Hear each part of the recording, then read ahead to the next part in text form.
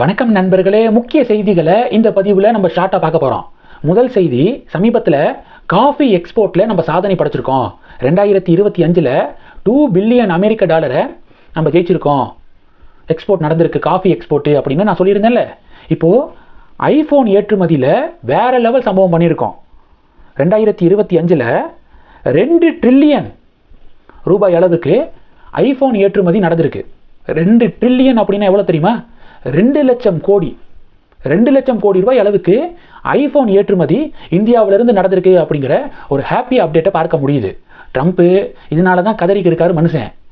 எதுக்காக இந்தியாவில் இவ்வளவு ஐஃபோன் ப்ரொடக்ஷன் நடக்குது, அமெரிக்காவுக்கு வாங்க அப்படின்னு கெஞ்சி கேட்காத குறையா ட்ரம்ப்பு கதறிக்கு இருக்காரு. ஆனால் ஐஃபோன் நிர்வாகம், ஆப்பிள் நிர்வாகம் முடியவே முடியாது, இந்தியாவில் தான் நாங்கள் ப்ரொடக்ஷன் அதிகமாக வைப்போம் அப்படிங்கிறதுல உறுதியாக இருக்காங்க. அதனுடைய ரிசல்ட் தான் இது ஒன்று. ரெண்டாவது டாபிக் என்ன பார்க்க போகிறோம்? பராசக்தி படம் தொடர்பாக அண்ணாமலைகிட்ட கேள்வி எழுப்பப்பட்டிருக்கு. படம் அவ்வளவா நல்லா இல்லை, மிக்சட் ரிவ்யூஸ் தான் வந்திருக்கு அப்படிங்கிறத நம்ம 2 நாளாக பார்த்துட்டோம். அண்ணாமலை என்ன தெரியுமா சொல்லியிருக்காரு? படக்குழுவுக்கு வாழ்த்து தெரிவிச்சிருக்காரு. வாழ்த்தா? திமுகவுடைய production company red Jain movies தானே வெளியிடுறாங்க, ஆகாஷ் பாஸ்கரன் தானே படத்தை தயாரிச்சிருக்கிறது, ஹிந்தி எதிர்ப்பு படம்ல. இதுக்காக இது எல்லாத்தையும் தாண்டி அண்ணாமலை வாழ்த்து சொல்லியிருக்காரு தெரியுமா? கோயம்புத்தூர் குசும்பு இருக்கிறதுல என்ன சொல்லியிருக்காருன்னா, 1964-65 காங்கிரஸ் செய்த துரோகத்தை இந்த படத்தில் படம் பிடிச்சிருக்காங்க.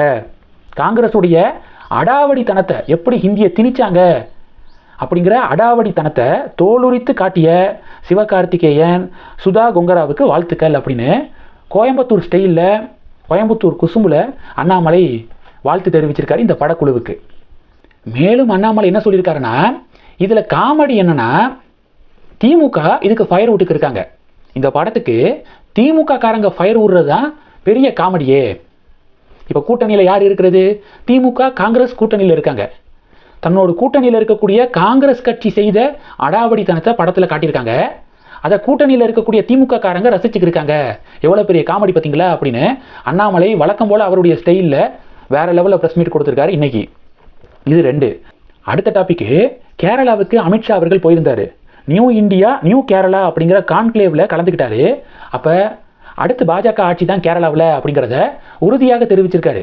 என்னடா கேரளாவில் பிஜேபி ஆட்சியா அப்படின்னு நான் சொன்னதை கேட்டு சில பேருக்கு டவுட் வரும். பின்னணியில் காரணம் இருக்குது. 15 வயசுலேருந்து நான் தேர்தல் தொடர்பாக ஸ்ட்ராட்டஜி இதை 15 வயசுலேருந்தே நான் பண்ணிக்கிருக்கேன். ஓட் ஷேரு, ஒரு கட்சி எவ்வளோ ஓட் ஷேர் வாங்கினா அடுத்து எவ்வளோ பர்சன்டேஜுக்கு வருவாங்க அப்படிங்கிறது எல்லாத்தையும் என்னால் ஓரளவு சரியாக ப்ரிடிக்ட் பண்ண முடியும். 2014 11% கேரளாவில் பிஜேபியுடைய ஓட் ஷேர். 2014 2019 அது 16% உயர்ந்தது.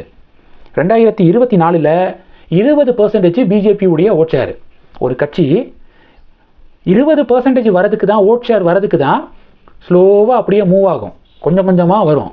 20% எப்போ தாண்டுறாங்களோ அது டபுள் ஆகிறதுக்கு 5 வருடம் கூட எடுக்காது. இப்போ 20% ஓட் ஷேரை பாஜக வாங்குறதுக்கு எத்தனை வருடங்கள் நம்ம உழைச்சிருக்கோம்? இதே உழைப்பை அடுத்த 5 வருஷத்துக்கு நம்ம போட்டோம்னா இந்த 20% அப்படிங்கிறது 40% ஆகும். 20% ஒரு கட்சி தாண்டிட்டாங்கன்னா அந்த ஓட் ஷேர் டபுள் ஆகிறதுக்கு 5 வருடங்களுக்கு குறைவான வருடங்களே எடுக்கும் அப்படிங்கிறத நான் பார்த்துருக்கேன். அந்த வகையில் அடுத்து வரக்கூடிய தேர்தலில் டெஃபினட்டாக பிஜேபியுடைய ஓட் ஷேர் மிகப்பெரிய அளவில் கூடும் அப்படின்னு அமித்ஷா தன்னுடைய ப்ரிடிக்ஷனை வெளியிட்டிருக்காரு. பொறுத்திருந்து பார்க்கலாம். கடைசி டாபிக் என்ன பார்க்க போகிறோம்? கரூர் ஸ்டாம்பேடு கேஸை சிபிஐ விசாரிச்சுக்கு இருக்காங்க. 12ஆம் தேதி விஜய்க்கு சம்மன் அனுப்பியிருந்தாங்க, நேரில் ஆஜராகணும் விசாரணைக்கு அப்படின்னு சம்மன் அனுப்பப்பட்டிருந்துச்சு. அதனை ஏற்று விஜய் டெல்லி வந்து போயிருக்காரு. டெல்லி காவல்துறைக்கிட்ட தாவேக்கா மனுவெல்லாம் கொடுத்துருந்தாங்க. டெல்லிக்கு வரக்கூடிய விஜய்க்கு போதிய பாதுகாப்பு ஏற்பாடுகளை டெல்லி போலீஸ் வழங்கணும், அவர் தங்கக்கூடிய ஹோட்டல், அவர் போகக்கூடிய பாதையில் ப்ராப்பரான ஒரு பாதுகாப்பு வசதியை ஏற்படுத்தி கொடுக்கணும் அப்படிங்கிறத மனுவாக கொடுத்துருந்தாங்க. டெல்லி போலீஸும் அக்செப்ட் பண்ணிக்கிட்டாங்க. விஜய்க்கு போதிய பாதுகாப்பு ஏற்பாடுகள் செய்யப்பட்டிருந்துச்சு. இன்னைக்கு சிபிஐ ஆஃபீஸில் விஜய் வந்து ஆஜராயிருக்காரு. இந்த கரூர் ஸ்டாம்பேட் விவகாரம் தொடர்பாக நிறைய கேள்விகள் விஜய் கிட்ட கேட்கப்படும். விஜய் அதற்கு பதில் கொடுப்பாரு. எழுத்துப்பூர்வ பதிலையும் தாக்கல் செய்ய சொல்லுவாங்க சிபிஐ அப்படின்னு எதிர்பார்க்கப்படுது. தமிழக மீடியாக்கள் இந்த கேள்வி தான் கேட்டாங்க, சிபிஐ இந்த கேள்வி தான் கேட்டாங்க அப்படின்னு தமிழக மீடியாக்கள் காலையிலிருந்து உருட்டிக்கு இருக்காங்க. எந்த கேள்வி சிபிஐ கேட்டாங்க, சிபிஐ விசாரணையில் என்னென்ன நடந்துச்சு அப்படிங்கிறது யாருக்கும் தெரியாது.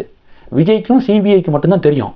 தமிழக மீடியாக்கள் உருட்டுறதுலாம் உயர்ந்த உருட்டு அப்படிங்கிறத பொதுமக்கள் புரிஞ்சுக்கோங்க தமிழக மீடியாக்களை. இந்த டாபிக்ஸ் எல்லாத்தையும் பற்றி உங்களுடைய பார்வைகளை மறக்காமல் கமெண்ட் பண்ணுங்கள். தொடர்ந்து கனெக்டில் இருங்க. அடுத்தடுத்து நிறையா பதிவுகளை பார்க்க போகிறோம். நன்றி. ஜெய் ஹிந்த்.